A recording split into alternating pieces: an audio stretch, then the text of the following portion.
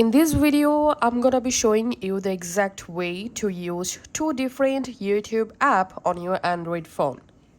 Follow me to do that. So this is my primary YouTube, as you can see. Now to use a secondary YouTube, you have to install our app. So go to your Play Store and search for Clone Apps. And all you have to need, install this Clone App Parallel Dual Space app on your phone. Once the app successfully installed, launch the Clone app. Now tap on this plus icon to make a duplicate app. In here, you have to scroll down and find out the YouTube app. Just tap on this plus icon next to YouTube. And here, tap on clone.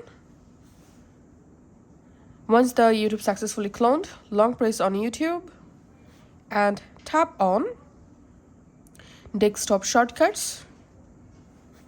Tap on add. Then your second YouTube will be added to your home screen just like this.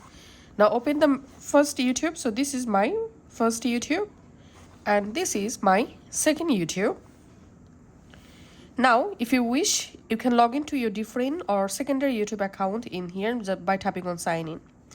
So that's how you can actually use two different YouTube app in our mobile phone. Thanks for watching.